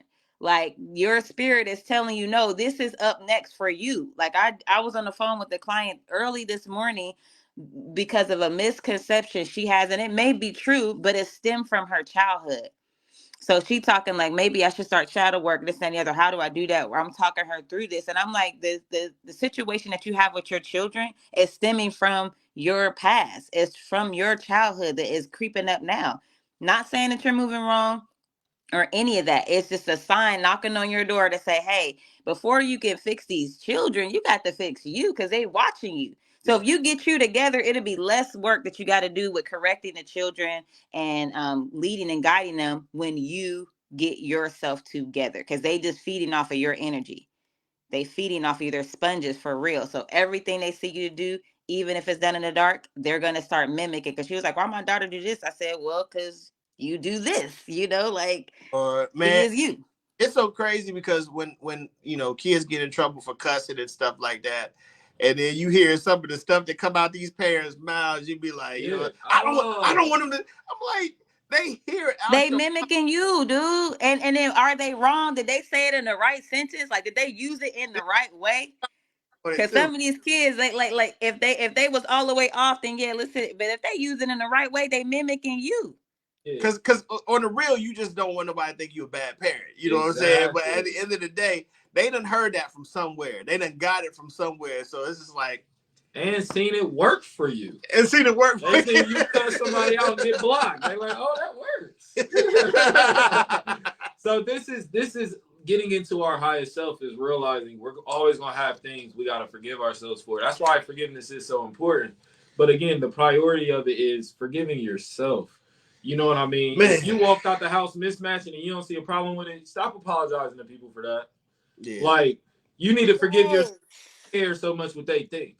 You know what I mean? Like, so sometimes we're in the same classroom, but kids is learning different lessons. And it may be something on the board, but I got to learn the lesson you put on the board yesterday. I got to catch up. So I can only go at my pace. The world can't tell me you should be this at 35. You don't know me. You don't know my life. I should be wherever I'm at all times. Wherever I'm at, that's where the universe designated me. I could be in South Korea right now. I could be in New York right now rapping. I could be in Cali painting. I'm in Ohio doing podcasts, doing radio. This is what I'm supposed to be doing. Yeah. Nowhere else is even desirable to me, because it starts to become what we were talking about earlier. This is the congregation. It starts to be talking what God was talking about. If you're in wrong company, you're going to get corrupted. It's wrong company, bad company corrupts. Yeah. So why am I even near that? If that's not what I'm on, what I'm resonating, why am I near that?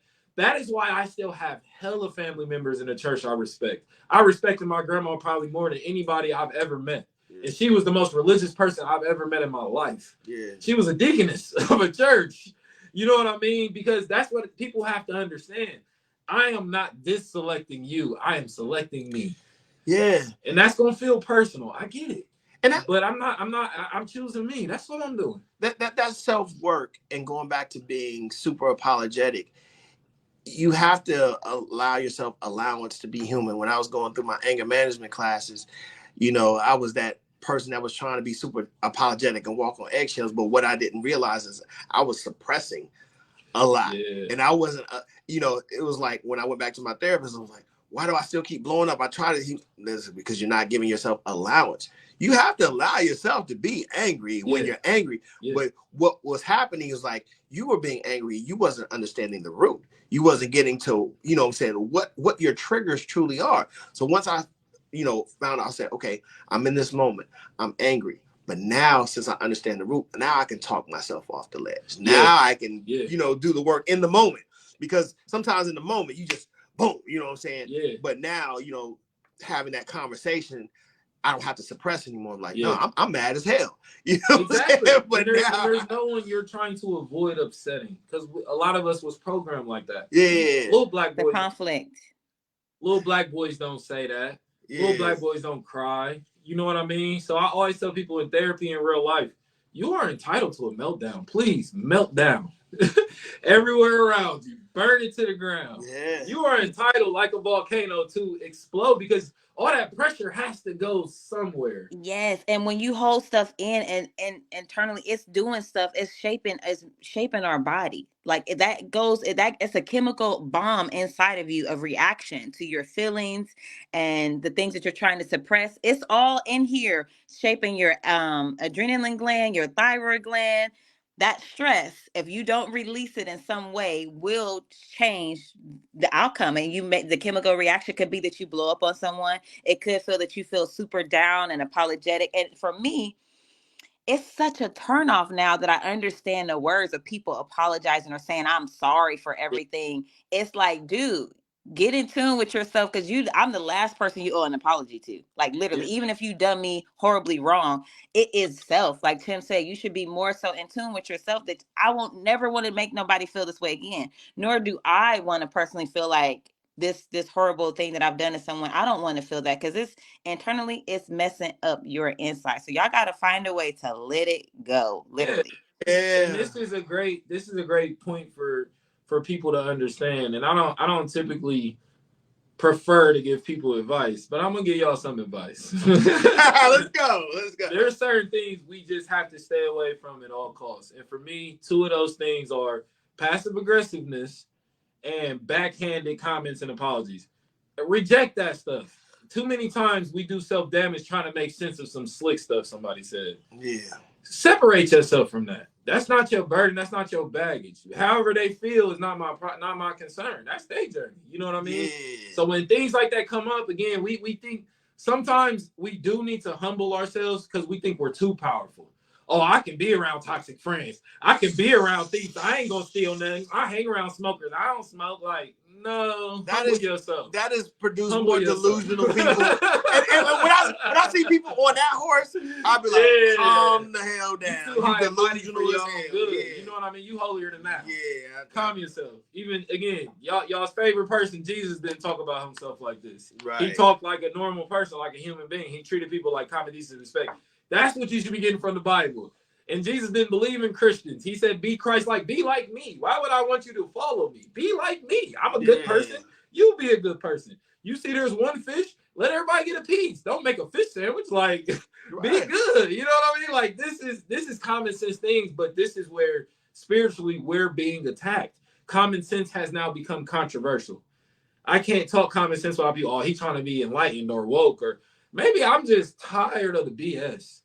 Yeah. Maybe I'm tired of having to explain myself. Maybe I'm tired of having to filter through the passive aggressive, how people come to me. You know what I mean? Like, and I'm giving the example of what I want. I'm giving them the assertiveness. I'm giving them the proactive. But I know in my heart of hearts too, you can't force someone to change.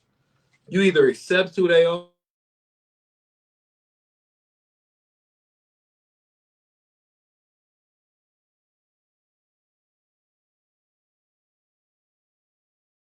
I can't hear y'all.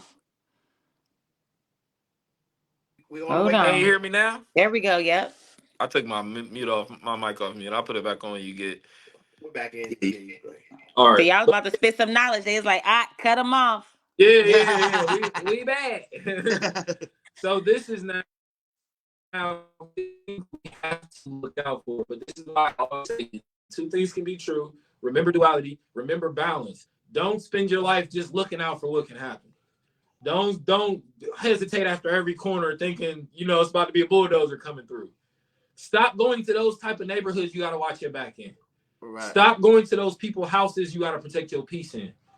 Stop going to that bar. There's a fight and a stabbing every other night. I know he's on the check-in. I Hey, no need to build it. Yeah. She said, "What about addressing Black trauma?" So addressing Black trauma is that's a great question. So to me it starts at home. It's the same with school. It's hard to learn things in school you ain't already be taught at home. You know what I mean? So the same with trauma, but it's hard to teach trauma where there's still trauma. It's hard for me to suture up your wound when you still letting somebody open it up.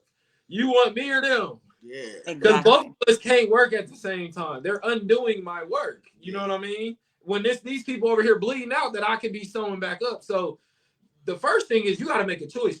Are you ready to stop hurting? Are you ready to stop being a victim? Yeah. You know what I mean? That's what we got to ask ourselves first, because we choose pain. We choose the hurt. We choose to suffer. We're punishing ourselves. We're thinking, I'm going to learn through pain. That's what I said in my forgiveness. I forgive myself for scaring myself straight. I'm trying to punish myself into being a better person. Huh? That don't make sense. I should be good to learn how to be a better person. I should be good to others to learn how it feels to be good to others. To learn how it feels when they're good back to you for no reason. They can't even do nothing for you. That's what life is about to me. That's why things go this way, because I'm always learning from that, and I'm always in research. You know what I mean? And Sunshine said it beautiful in the beginning when we was talking about a person forgive you, then constantly doing something, constantly wanting that forgiveness. Sometimes I need to be alone because I am going to be triggered. And you're going to see my tapping, I'm going to be cracking knuckles. That's why I just need to be alone, because I don't want me being triggered to make you think I don't forgive you. Right. So just give me some space. I got to breathe. I can't snap from being upset to just being happy. I'm not that strong.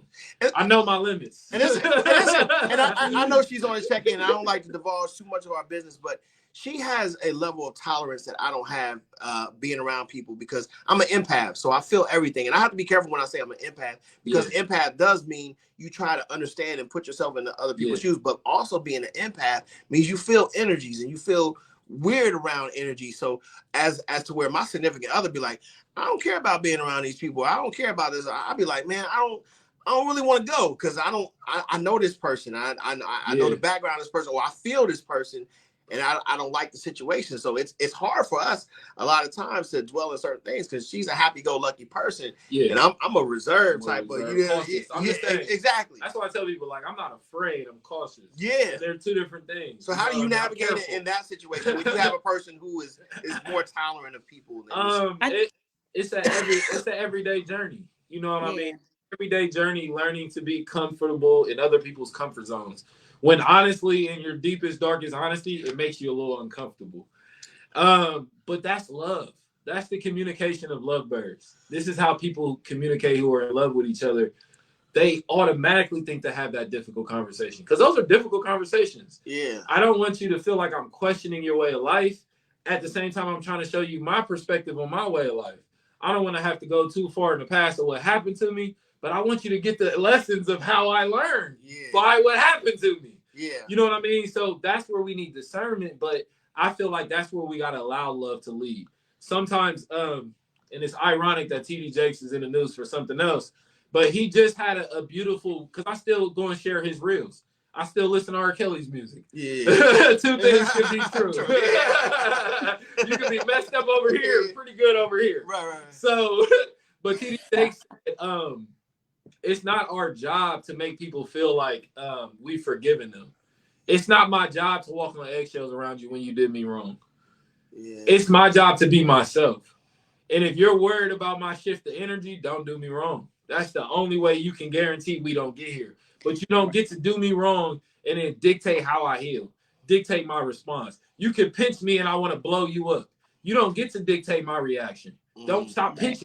Keep your hands off me. That's the lesson. Not that he don't sometimes. You should have learned that before you went and putting your hands on people. Yeah, absolutely. That's the lesson. You know what I mean? So what I take from that, but also what I take from people like him, because Christians question me, like, how do you listen to TD Jakes? He's still a black man. He still relates to me on more levels than you can understand. He says things that's happening in his marriage, things that I worry that we're going to have to go through. And then he tells me and I feel better. He says, y'all have to go through these things. Don't run from that. Y'all got to go through that. Or why are y'all married? Why are y'all calling this a marriage? Why are you shortchanging each other? Why are you half-assing each other? You love each other so much.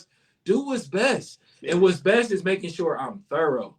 Making sure I don't do things that's out of my character. Not egging me on. Yeah, punching bag. It's like, yo, why are you so upset? Right. All he was make a joke about me. You're too upset. Calm down. That's love to me. We got 10 minutes and I need you and Wally to break this down for me because this is a common theme that has been going on and down your timeline in 2023. And we want to go into 2024 with great perspective. I'll show you. The people who were raised in love versus the people who were raised in survival. How do we relate to one another? How do we get to understand one another? Because this doesn't mean just, a significant other versus significant other, or sometimes people raised in love, this parent was raised in survival, but this child is raised and they don't relate. You know what I'm saying? How do we relate to people who were raised in love versus survival? Go ahead, Wally. No, I was just gonna say, I think that you need the best of both worlds. You know what I'm saying? You need the person who was raised to survive, and a person who was raised in love to raise a strong, powerful child or a powerful unit. I think that both of those energies are needed, and I think that it's natural for us to shame it because it's part of the healing. Like there's things that we had to be taught to survive from that hurt us, that's still hurting. But you still need it. Like the world still needs certain things because, they say that it's going to evil is always going to exist. So the fact that I was taught how to survive, it brings back to the client that I was speaking to earlier, just about molestation, and how we deal with that when we're coming around family, if they've done something wrong to us in the past, or how do we hold our mind steady for our children and not thinking that everybody is going to offend or take from our and steal from our children. How do we move in that way? And I was telling her, like, how you're moving is not wrong.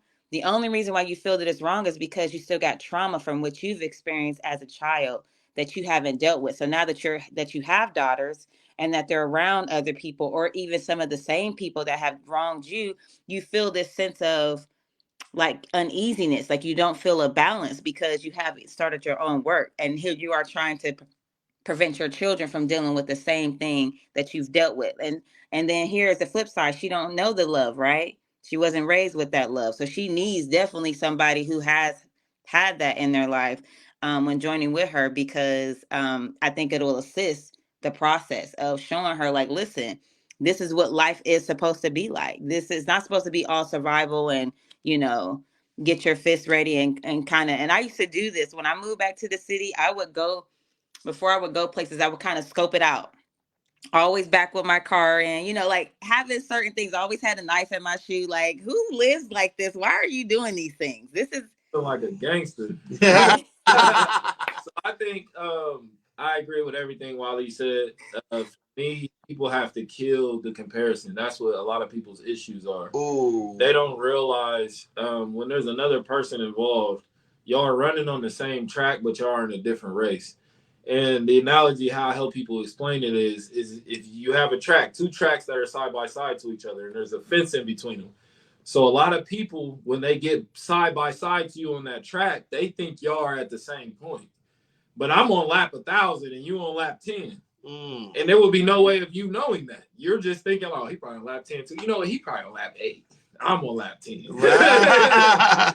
And I'm not thinking like that. I can see that, oh, he has his own journey. You got your own race. So I can give you great. I can be good to you because I realize he could be on lap 2,000. See, that's how I look at the world. I don't assume you're on lap 10. I assume you're doing the best that you possibly can. Because I want to introduce that type of attitude to you. But it's hard for me to just sit back and say, man, I wish people did this in the world. And I don't project that to anybody. I don't broadcast. I don't teach anybody that. I'm just hoping. You know what I mean? That's praying. Manifesting is me going up to somebody and I'm interacting with you. Just how we said anger can cause those ripples, enlightenment does too. Teaching someone something new, showing them a new way how to do what they're doing, handing them the right tool for the job. Wow. That'll change someone's whole perspective over you. So when we get to what's going on, like Walisha said, I humbly agree. We need both sides. And this is what the world has to wake up and realize. Growing up in love doesn't mean you understand how love works. Yeah. Growing up in survival doesn't mean you're a victim. You know what I mean? Yeah. Sometimes, in my experience, growing up in love is harder because there's this expectation. There's this standard. You know what I mean? Look at, I implore people not to watch, you feel me, but really analyze. Go look at the Cosby Show again. Look at how hard it was for those kids to live up to their parents' greatness and their glory. Yeah. And then look at all their friends who didn't have parents in the home. They were confident. They was happy. They dressed good. They talked. They knew who they were. But Theo, he had so much trouble figuring out who he was because he was trying to be his dad. He's trying to live up to, I got to be a doctor. I got to be a lawyer. I got to do this. Yo, that's hard. That's a lot harder than not having that love in the home. Sometimes having parents who hold you accountable. Bruh, you checking my spirit today, and I don't even mind it. Because, no, seriously, because when I look at the state of relationships today and I look at, different things, I can be so judgmental by it. You know what I'm saying? I can be so like, damn, why can't people think like this? And I'm not realizing their path. I'm not realizing their journey as to why they've come to this conclusion. So I don't want to take that into 2024. I want to provide that understanding. Like, man, you know what I'm saying? This person feels this way because they may have grown up in love. They may have to survive. They may have seen their mom have to survive and go through a bunch of bullshit, or you know what I'm saying, or what have you, whatever their dynamic is with their father. But I can't just say when somebody makes a post like this, or I see somebody living their life like this, that I automatically have them figured out. Because it's not fair. And it's not fair at all. And that to me is the paradox that a lot of children are living in. You'll have successful parents say, go be successful like me. But they didn't have parents. And everybody in their industries go get her because they watch mom work 4 jobs. Because they watch dad work 2 jobs and pay child support. They didn't get here because of love. They got here, the world beat down the people they love so much. They said, you know what, I'm about to fight back. And then the people with love, I hear them getting criticized. Oh, my son's 22. He lazy. He don't want to do nothing. He 18. He don't like nothing. They kids. They not you. You realize that, right? They not you. They're not trying to be you. They're having their own life. And a lot of young brothers are being criticized by it, by their fathers, by their uncles, by their mothers. Like, that's what we got to learn to lead with love. That's their track. They're on their lap. Then maybe you consider this serious. You're training for the Olympics. Maybe they just like cardio and fitness. We're not running the same race. Right. We are not running the same race. And I say that to say that, you see all these relationships breaking up and stuff like that, and we post judgment on it. These are still people. You know what I'm saying? Yeah. I need to take my mouth off of these people because I don't know what these women are going through. I don't know what these men are going through. Even though they're celebrities, they still have children to raise. They still have lives to pick up the pieces from. So, I still have to do my job as a content creator. Right, you know what I'm saying? Right. But at the end of the day, I get into personal discussions like I know these people and I really don't know what the hell's going on with them. Yeah, and that's on and it's mainly because there's many of them. Like, no, you put your stuff on the internet, people are going to dissect it. Go ahead, Wally. No, I was just saying, it's many of them around. Like, we have many people that are imitating the relationships or just happen to wind up in the same situation without the status. That's my mind. So, right. So it's a lot of people that's living the same situation. Like in my case, my ex came from a 2-parent household, and I didn't. And I can remember his mother saying something to the fact that, I didn't graduate college, and that was because of how I was raised. Like, I didn't graduate college because I had a child out of high school. Yeah. And once I got to a certain place, I was working several jobs and I couldn't keep up both, but my bills had to be paid. So that's why I didn't. But I went on to get certificates and that and the other, but it was still the mentality that I kind of held them to a higher standard because of how I was raised. So I thought that he was better than me. His upbringing and his lifestyle was better than mine because he graduated from college. He was from a two-parent household. They were more like I thought we were like the Cosbys, my father and my father's family, but they were more like the Cosbys. So I kept on comparing.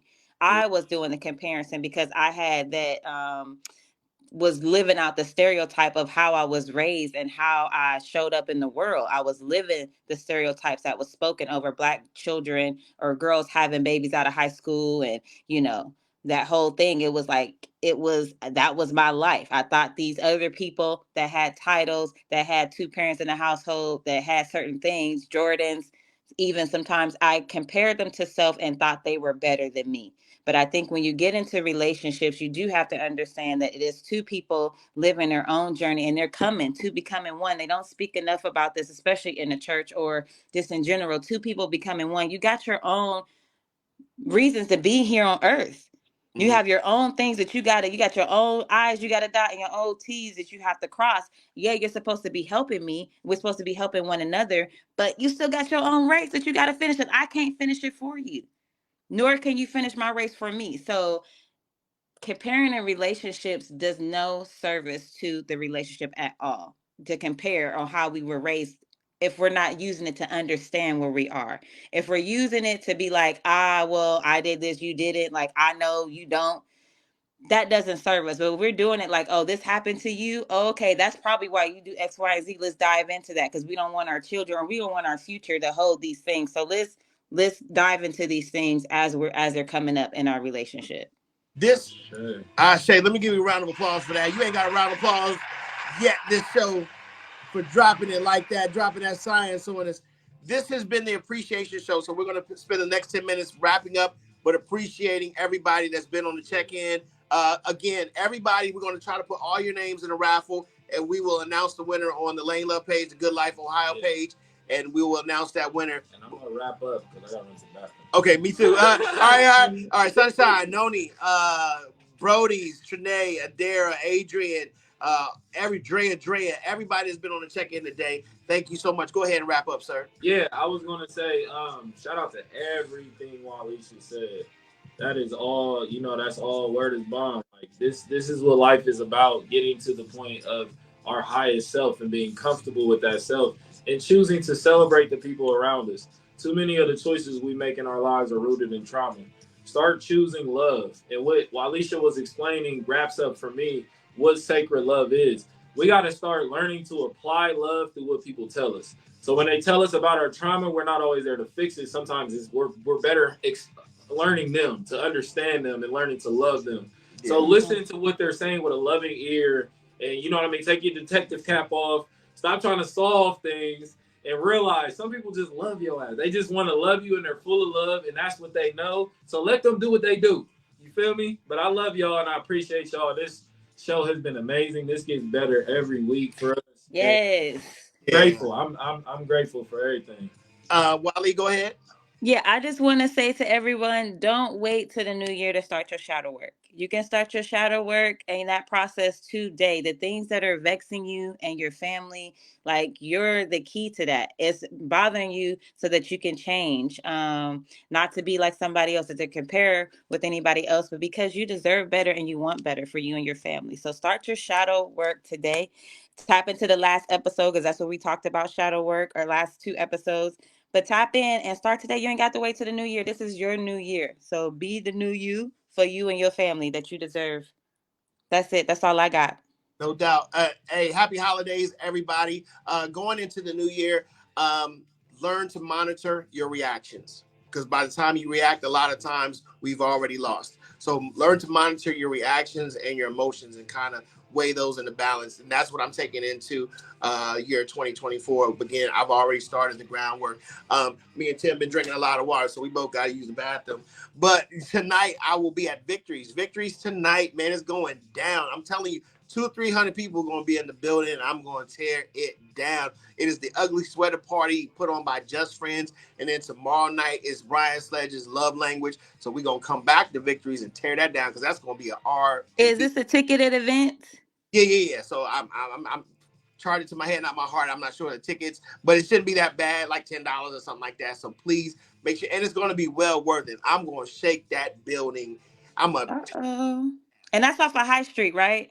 Yeah, Victory's is off of High Street, so it's right down the street from Double Take. But again, they're gonna foul in. We're gonna have a great time. Please be safe over the holidays. And again, I want to announce that this show and the Pretty and Petty podcast is growing. This is why we have contests. This is why we have better marketing. So as you share, we thank you.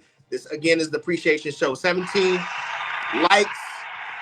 I know out countless shares. If you haven't shared this already, please share it. But again, thank you for the growth of this show and the commentary and the engagement and everything. Appreciation all day. God loves you and we do too. We are out of Peace, here. peace, peace, peace. Yes.